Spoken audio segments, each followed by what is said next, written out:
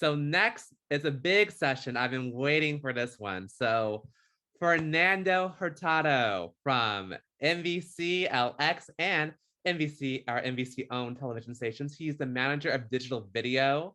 And so Fernando's going to do this great presentation because, as you know, the news industry is really doubling down on digital. And as you can see with streaming services all across, oh gosh, so many streaming services to choose from Peacock to Disney Plus to Netflix and now CNN Plus about to launch in Discovery Plus.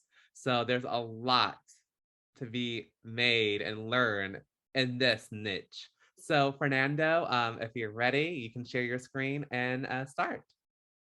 Thank you, Keith. What a great session to follow up. By the way, Gabrielle, that was so helpful, even to me. I wish I'd had a resource like that when I was in college. I learned awesome things there. And thanks for having me and inviting me, Keith. Super excited to be here. I love talking about digital. I've been in digital since I started my career, so 6 years now. And as Keith said, the industry is, I think that's a great way to put it, doubling down on digital. It has alliteration and it's very much true. And that's where we are right now in the industry. So I think it's a really exciting time to learn or dabble if you want to, have been thinking about digital. There's so many ways you can kind of take your career in this realm.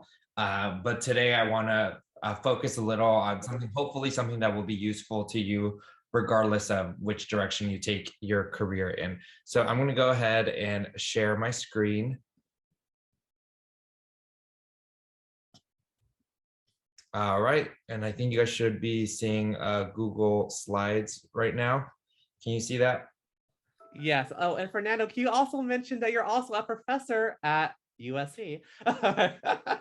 Yeah, I'm an adjunct instructor at USC in LA. I'm joining from Chicago and I'm visiting my family.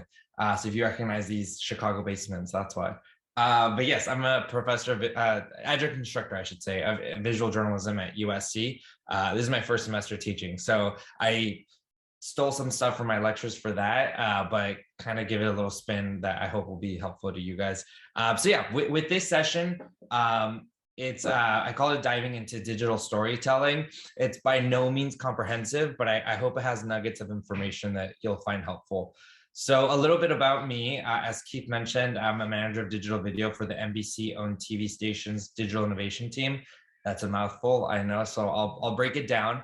The NBC-owned TV stations refers to NBC Los Angeles, NBC San Diego, NBC Miami, etc., are 12 owned stations across the country. And I work on what's called the digital innovation team.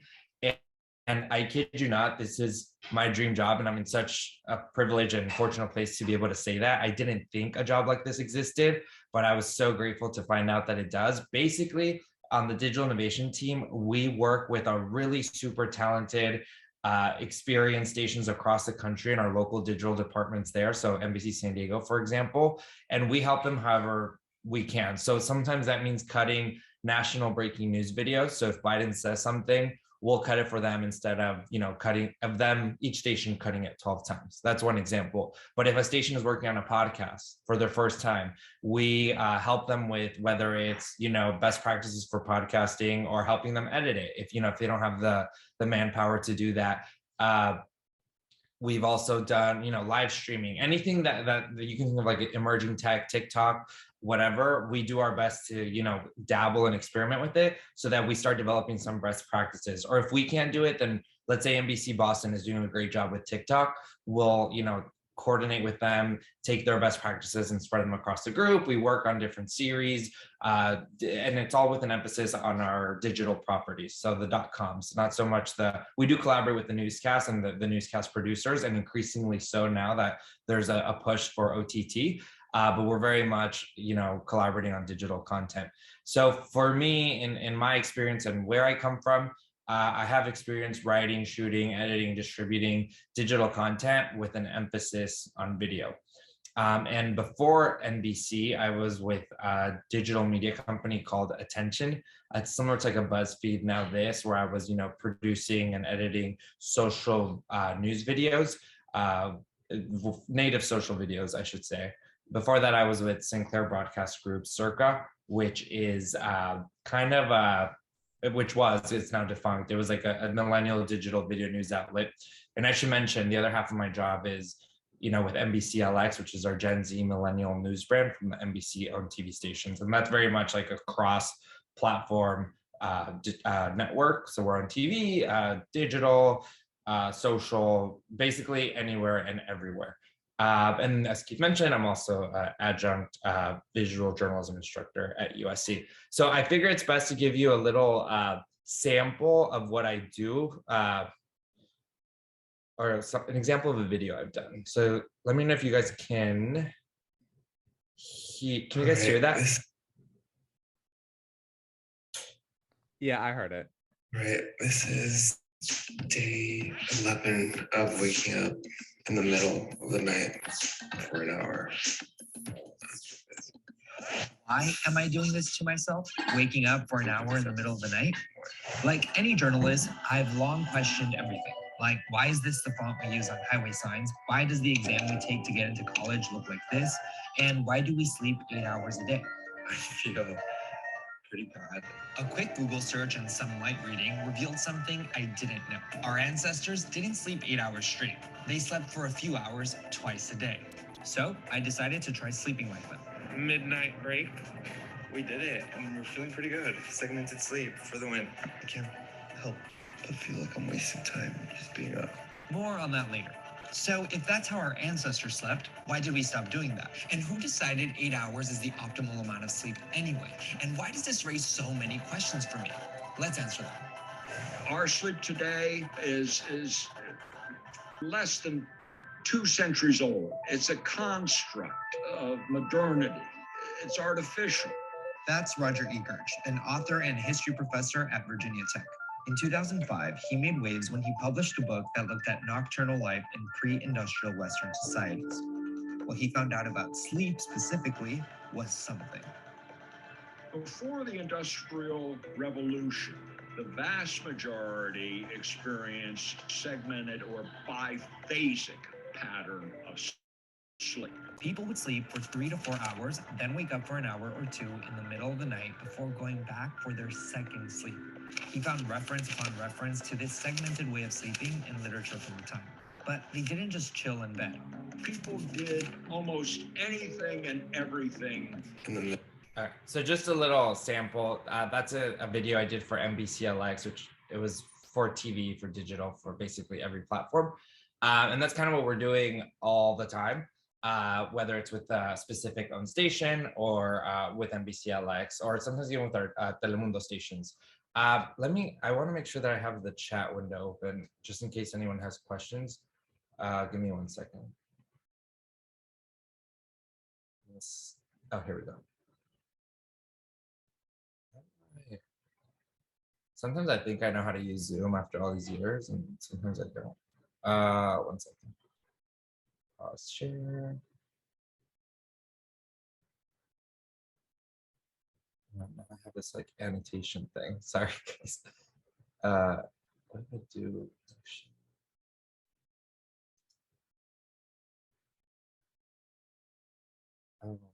I don't want this edited. Oh, here we go. Let me stop share and make sure I pull up the chat.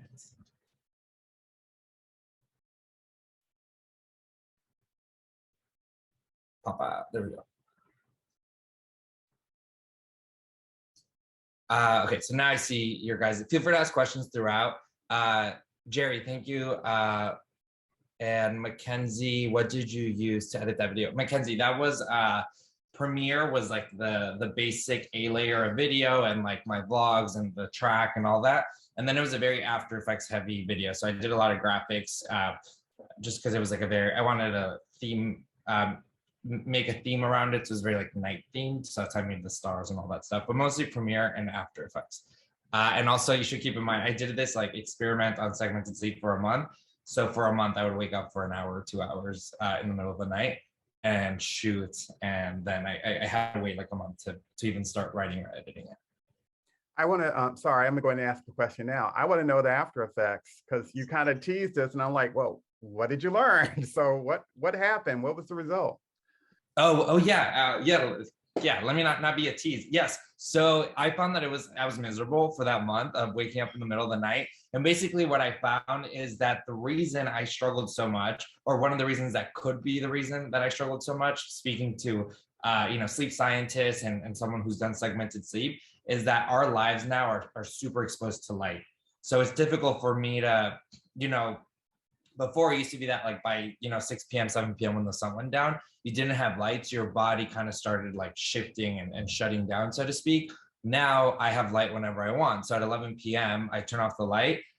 It's already hard for me to go to sleep, so then by the time I go to sleep and I wake up at 3 a.m, my body's like, what is going on? And even after a month I couldn't really get used to it. What I did find though is that even in those 2 hours that I would wake up in the middle of the night, it was pretty cool to have that like shift in mindset about how I think about time. So I would like do work or read or do something or clean my apartment or something semi-productive. So it was cool to think of that like, oh, I don't have to sleep from midnight to 7 a.m every night. I could do other things. I went for like walks and runs too, but I would never do it again.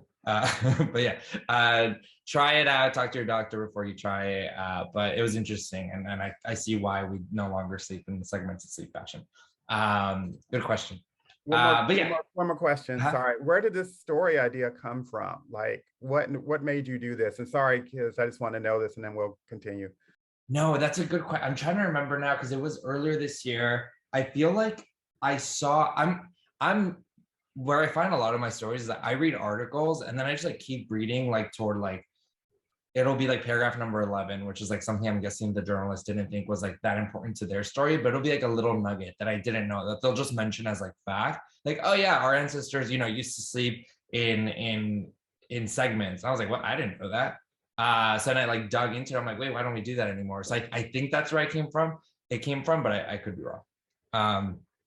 But yeah, and then I pitched it to my boss and he was like, sure, try it if you want to. I was originally going to do it for 7 days. But then the sleep scientist was like, is that a joke? Like you can't get enough data from that. I was like, you're right. So let me do it for a month. But yeah, it was a fun story to do and it did well on social and on digital. But with this session, just by a show of hands, how many of you have interacted or consumed a digital story? And I'll leave it very open. I'll let you decide kind of what a digital story is.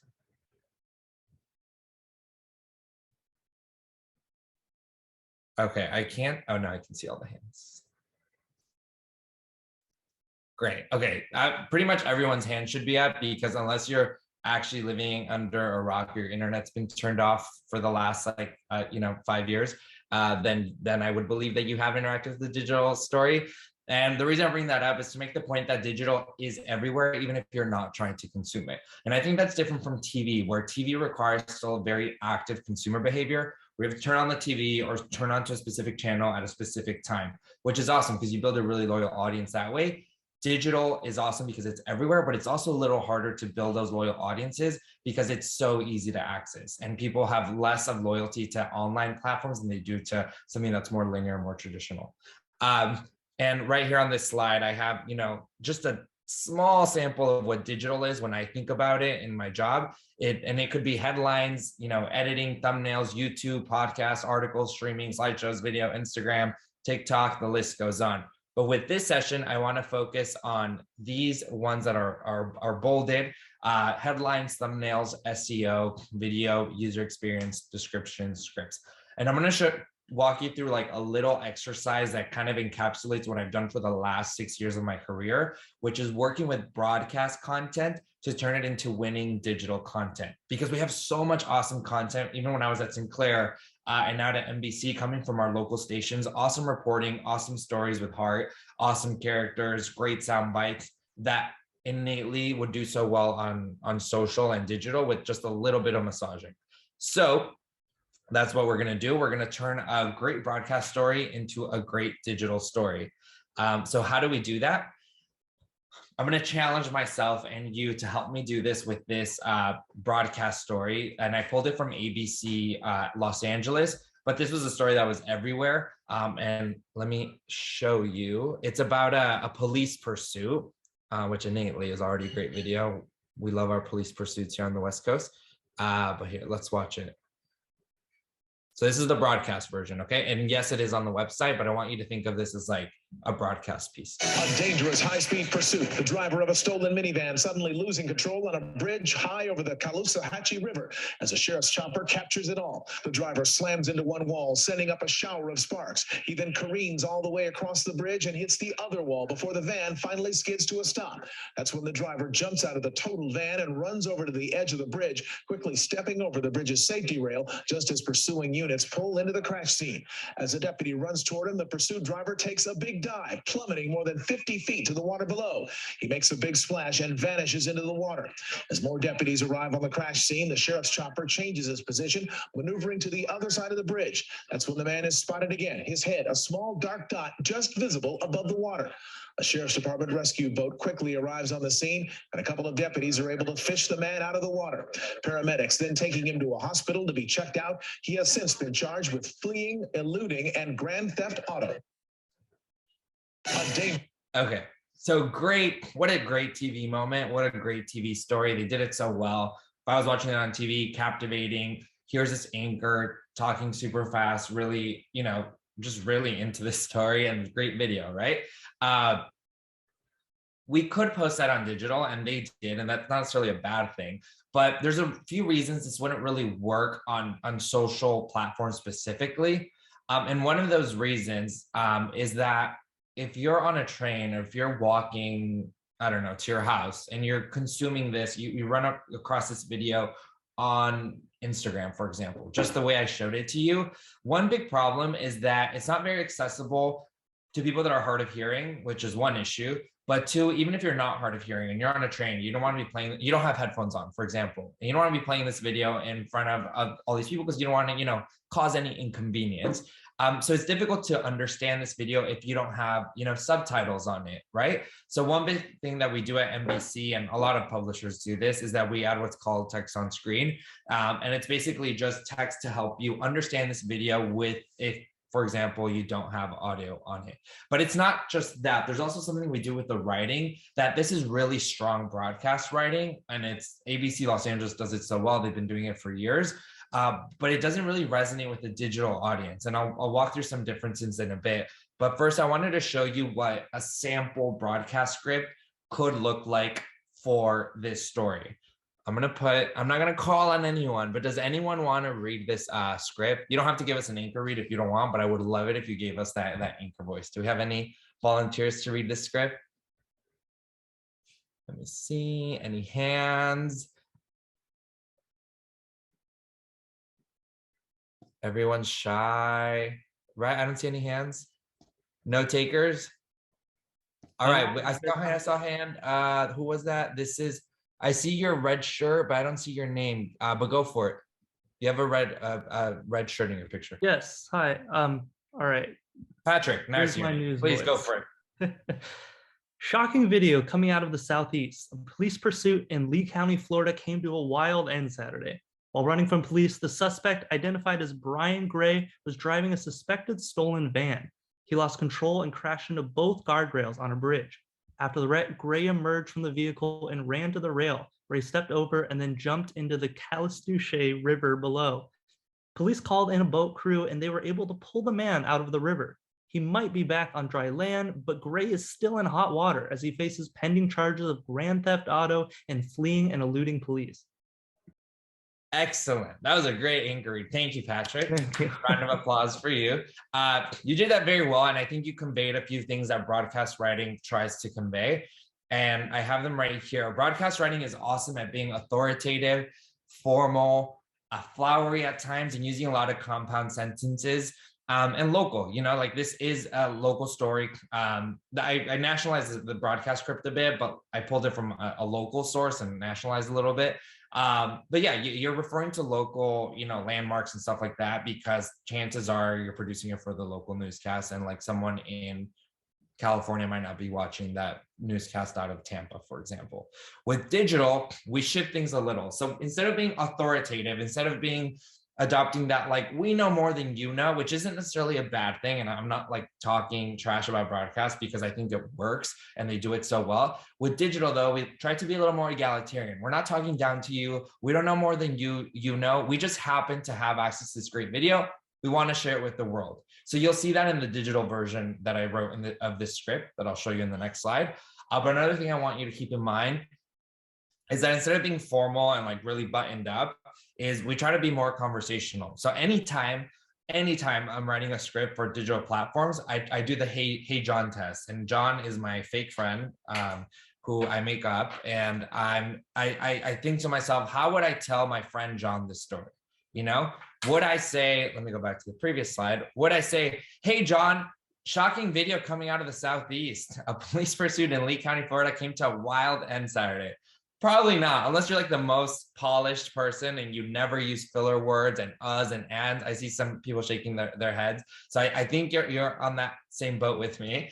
And instead of using flowery compound sentences, we way simplify the text. This doesn't mean we dumb it down. We still use big words, but wherever we can, because we have to keep in mind the user experience, which is one of the words I had bolded, is we want to make sure that the viewer has enough time to read the text and to understand it. You know, we're not trying to be stuffy or fluffy, and we want to make it digestible. So instead of flowery compound sentences, we use, you know, more direct, simple sentences. And instead of localizing content, anytime, even if it is a video that we're just editing for San Diego, we try to nationalize it. And what I mean by that is instead of using really, you know, what's the word, esoteric references, like, you know, this happened on the corner of 147th Street and Coronado. I don't know if those are actually streets in San Diego. I've been to San Diego once, but we'll avoid any language that could be too local, just because we know these videos could go viral, or they could be shared by another outlet, or, you know, you could stumble upon it because your friend in San Diego shared it on Instagram, but you live in Chicago, you know, so we want to make it as inclusive as possible. So I'm going to show you this broadcast script one more time, and I want to point out some things. One thing I already mentioned was like how this script starts. Shocking video coming out of the Southeast. It's not really, that's kind of a fragment of a sentence, right? Which is fine, and it works for broadcast. But in digital, that wouldn't really work, because if you're reading this video yourself and you start saying shocking video coming out of the Southeast, like you've never in your life talked like that. So already you create a little hurdle to understanding that video. And then this first sentence after the anchor lead: while running from police, the suspect, identified as Brian Gray, was driving a suspected stolen van. That's what we call a compound sentence. It's not wrong, and it's a great sentence, grammatically correct, but it might be a little too complicated to understand if you're reading it quickly on social and consuming it on the go. So just some things that we keep in mind. So I pulled this from someone on our team wrote this a few weeks ago. This is actually a video we cut for all the NBC owned stations. And what you have up top is the title and description as it lives on the website. So anytime we write scripts, we obviously post them on the website. So this is just the headline. And it's, I want to walk you through some things. The headline is "Watch, Man Jumps Off Bridge to Elude Police During Chase." You realize how this is like a very like national headline, like you don't even know where this happened. So we're trying to get people, you know, who maybe don't live in Florida, who are like, oh, I want to watch this video, you know. And the watch thing is what we call a call to action. And we do this a lot in digital. You'll see it like at the end of a video, it'll say, share this video, something as simple as that. Because we find that people are willing to share our content. It's just that sometimes they like, you know, everyone has so much going on in their life that if they don't see that directive, like share this video, they'll forget. They'll be like, oh wait, yeah, I can share this video. And we did this a lot at Attention. We would put call to actions at the end of every video. And we found that it did boost shares and engagement. Or like comment if you know, to share your thoughts on what you think about police pursuits. That's a bad call to action, but just giving it as an example. If you give people that idea, not more often than not, and many people won't do it, but you'll get a lot of people who will take you up on that and share that video. And then in the description is police in Florida have released video showing the wild end to a pursuit Saturday. So you'll notice that it's not a replica of the title. And this is huge because what I see a lot across digital in some stations is that the description will quite literally be a replica of the title with a little bit more information. And that creates a really, what I call an annoying user experience. If you're reading a headline, or let's say you're on Facebook and you see this video and the headline is "Man Jumps Off Bridge to Elude Police During Chase," and the Facebook caption says, "A man jumped off a bridge in Florida to elude police during chase." I just read the same thing twice. Now I'm annoyed that I wasted time reading the same thing twice. So it's always important to make that title description different and add information to the viewer. Donna says, let's be real. Everyone knew that story was out of Florida. Yeah, that's why we don't have to add a location. I hope there's no Floridians here. Florida's a great state. It has so much character. So I want to walk you through what our team member did here for this script. I think this passes the Hey John test. So let's see if this sounds a little more natural, more conversational. So Hey John, police in Florida have released videos showing the wild end to a pursuit Saturday. That works. I could see someone saying that. Hey John, a man leading police on a chase crashed on a bridge, got out of the vehicle and jumped off the bridge in an effort to elude officers. That passes the John test. I might get rid of the word elude. I think it sounds like it's a great word, but I might just say he jumped off the bridge trying to escape officers. I would make it even a little more conversational, but that works. You know, it still has that like waxing the line between formal and conversational. Hey, John, deputies were trying to pull over the suspect for driving a stolen vehicle. This is where it's tricky because you also want to make sure you're using like correct terms and not referring to him as like, you know, a thief because it's alleged. So he's still a suspect, you know, so you want to make sure to know when to still keep that formality in place. After jumping into the water, the man was taken into custody. Hey, John, after jumping into the water, the man was taken into custody. Bam, simple, don't overthink it. That's the video, that's the script. So now I want to show you what it looks like on our platforms, this video that is live.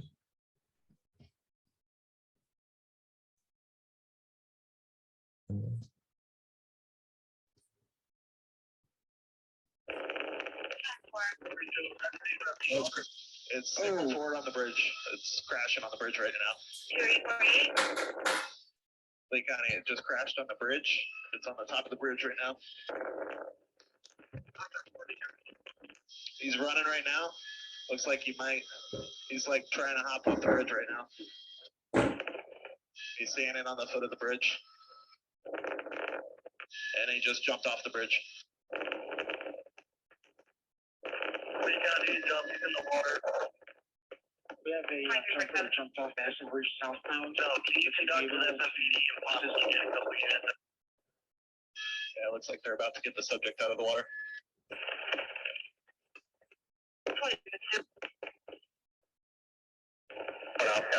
We can fall on the side of the bridge. Have to check out one of your photos. Well, which side of the bridge? All right, so there you have it. 2 examples of a great story done right in both different ways. And then this video, we also cut like a 1x1 square version for Instagram. It did super well on Instagram just because it's great video leads great newscasts. It also causes great social moments. So that's just like a quick little, you know, primer on, you know, what we do when we're talking about digital content and especially more like topical breaking news video. But if you have any questions, please feel free to ask them now. I think we have like 3 more minutes left, but please reach out. My email is fernando.hurtado@nbcuni.com. I love talking about this stuff. You know, we do everything from like breaking news video to more, you know, long features like the one I showed at the beginning. And I always love talking shop. I love hearing about what people are doing, where they're working or in your schools. But yeah, if you have any questions, I'll take them now. If not, no worries. But I'll give everyone a second. Yes, I can't see names when the hand comes up, but you have your video. You had your cat earlier. Please go ahead and ask. Thank you. Okay, so I'm the multimedia editor for the Daily Aztec at San Diego State. So I loved seeing this, and I was wondering if you had any like tips for me and other people at our organization of how we could take this and transition our broadcasts and like our news packages into more digital content for our social media, website, etc. Yes, one word, MOGRTs. So MOGRTs are motion graphics templates, and they're basically file extensions that work with Premiere. Basically, they're like little plugins or templates that work with Premiere. You import them, and that's how we make a lot of our, like the text on screen you saw there, the locator, and it just totally simplifies your workflow. That video took, no joke, 10 minutes to cut and export. You know, you make it super easy. You grab the video. We grabbed it from our file service called News Channel. We added those graphics. you have your templates of like 16:9, so that's wide, then you have your 1:1. So we'll do 16:9, 1:1, and then in some cases a vertical version. So I would say kind of simplify your workflow by having templates so that it's super easy for any producer to just grab a video and repurpose it. And then by the 5th video someone makes, it's super quick. Like, we could all do this close to in our sleep. That's a good question. Thank you so much. Yeah, now I can see your name. Thank you, Mackenzie. Any other questions? Fernando, I have a question. Because you and also our friend Kay, both of you, after college, you guys went straight. You didn't go to small markets. You went straight into, digital video at that Sinclair startup. But, for these entry level, students, graduate from college, how can they get their, start, their resume looked at if they're applying for an entry level job at NBCLX or something with digital within the NBC O&O family? I have another word answer for that. OTT, over the top content, which basically refers to streaming. Everyone, and I don't think this is an exaggeration, every station group, every digital outlet, every traditional network legacy outlet right now is heavily invested in OTT. So if anything on your resume can point in that direction, whether it's interest or experience producing OTT content, every single station group, every publisher, every, I think, journalistic outlet is hungry for insights for how to capture that OTT market. It's an open playing field. I don't think anyone's really captivated it just yet. People are speeding up. CNN Plus is a great example of someone who's like hiring a ton of people right now. So if you can, show interest or maybe consume content, if you can come into like an NBC interview and tell me you have consumed 100+ hours of like the own stations and all the, ABC, CBS's, the NBCs, their content, have developed some best, insights as to like what you think works, might not work. That's huge value that you could bring to any organization.